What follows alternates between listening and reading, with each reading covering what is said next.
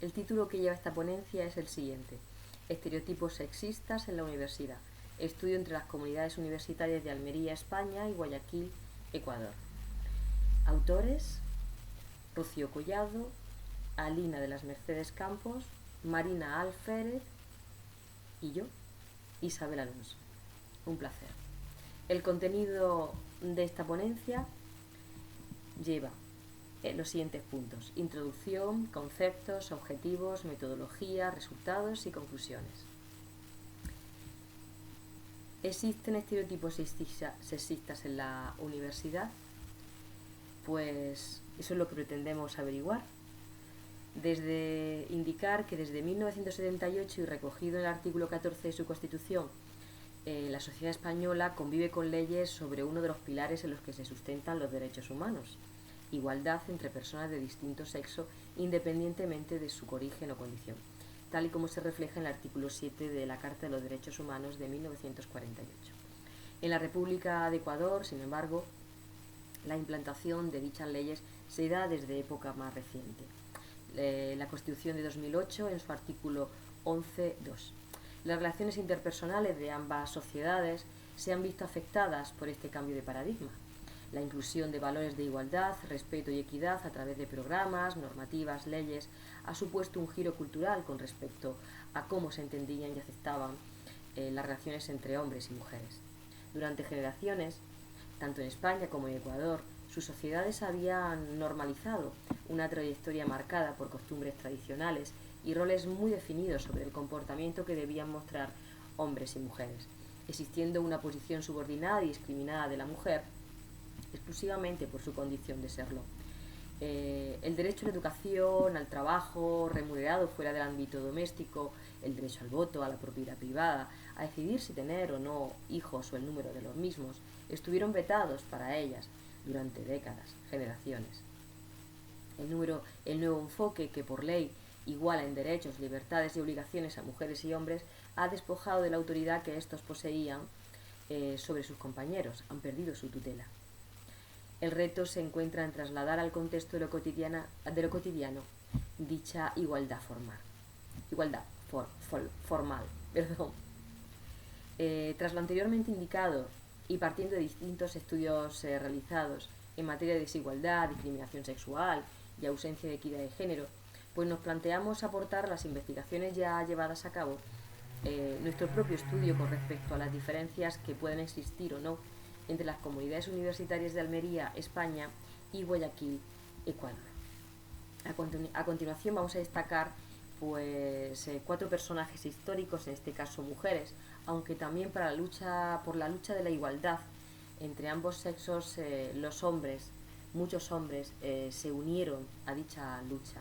No solo fue las mujeres en solitario, pero lógicamente, como eran ellas las discriminadas, pues he querido destacar a 4, 2 en España y 2 en Ecuador.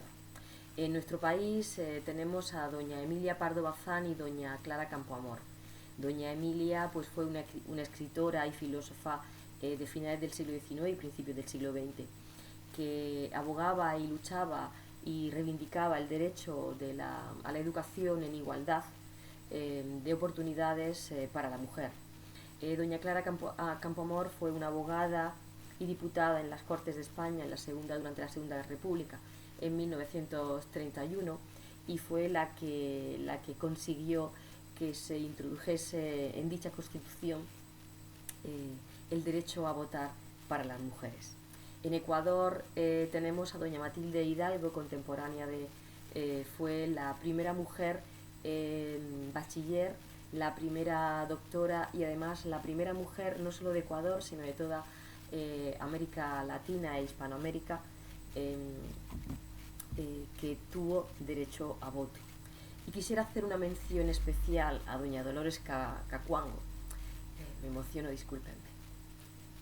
Era una mujer, una pobre mujer indígena, analfabeta, que tuvo la desgracia de nacer en un latifundio en el cual sus padres no tenían derecho a la remuneración por su propio trabajo.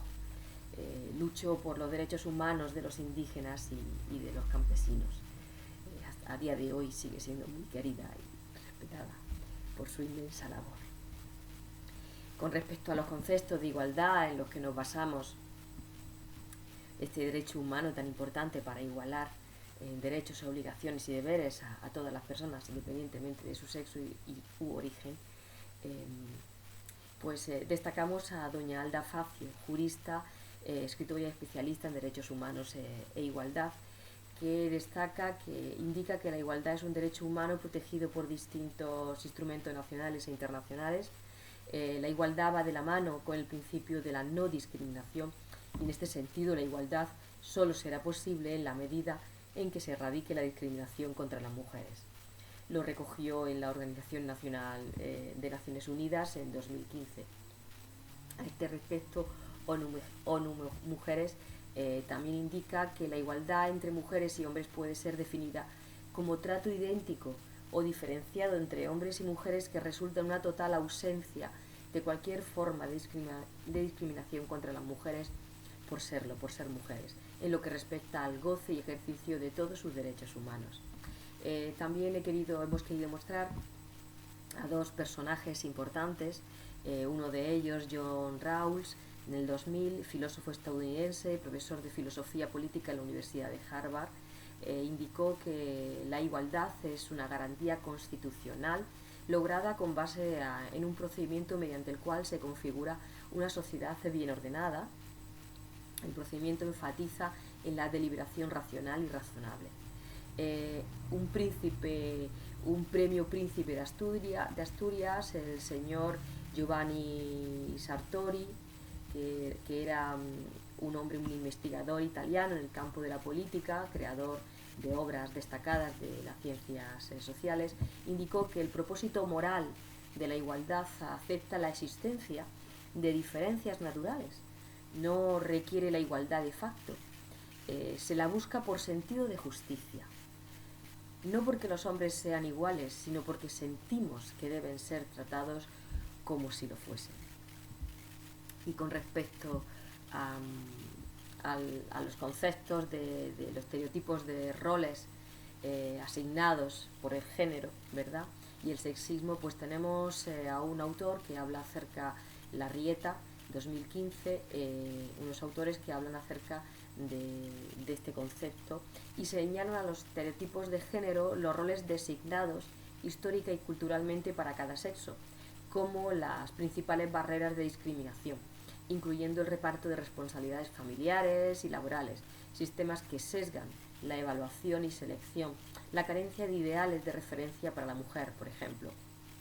Vemos como para la mujer hay conceptos como ser servicial, objeto sexual, cuidadoras del hogar, algo más débiles, tal vez menos capaces, mientras que a los hombres, el sexo masculino, se le clasifica entre los proveedores, deportistas, exitosos, guerreros, emprendedores, fuertes, capaces, trabajadores. Entonces, cómo se diferencia y se discrimina a las personas solo por el sexo con el que les haya tocado nacer y no por sus capacidades innatas o desarrolladas, o por su valía personal. Con respecto al sexismo, nuestra Real Academia de la Lengua Española la define como la discriminación de las personas por razón de sexo. Después nos acercamos al punto de objetivos, destacamos dos. El primero, determinar si existe presencia de estereotipos sexistas entre la población universitaria, comprobar en qué comunidad universitaria se dan mayores estereotipos sexistas, si Guayaquil o Almería. Con respecto, en cuanto a la metodología, partimos de un problema, que es un problema de investigación dentro del marco de lo cuantitativo sobre una población muestral no probabilística, comprendiendo dicha muestra como un grupo de sujetos seleccionados sobre la base de ser accesibles o adecuados, que decía Macmillan y Schumacher. Dicho grupo está compuesto por 6.207 sujetos. A continuación vamos a indicar esta población muestral, cómo se distribuye. Pues bien, tenemos que de los 6.207 sujetos, el 91,4% corresponde a estudiantes y el 8,6% a profesores. Con respecto a los estudiantes de Almería y Guayaquil, tenemos que el 83% corresponde a Guayaquil y solo el 17% a Almería. Y con respecto a los profesores, el 79% a Guayaquil y el 21% a Almería. ¿Por qué estas diferencias tan marcadas? Porque hay unos porcentajes tan destacados en Guayaquil que no lo están en Almería. Porque Almería es una universidad bastante pequeña con respecto a Guayaquil, que tiene una media de 90.000 estudiantes, y Almería tiene una media de 13.000, 12.000 y algo, 13.000 aproximadamente. En cuanto al profesorado, pues en Guayaquil hay casi 4.000 profesores y en Almería unos 1.100 aproximadamente. De ahí que los porcentajes sean tan dispares.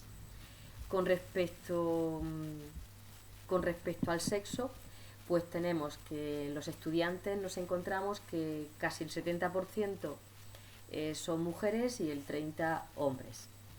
Y sin embargo, en este porcentaje se iguala en el profesorado.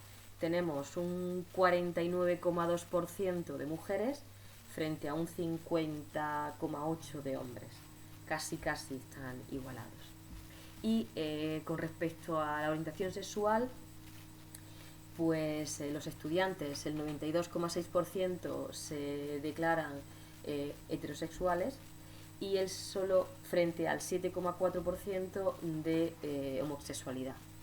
En cuanto al profesorado, este porcentaje se reduce aún más, habiendo solo 1,5% de personas que se declaran homosexuales o pertenecientes al colectivo LGTBI frente al 98,5%.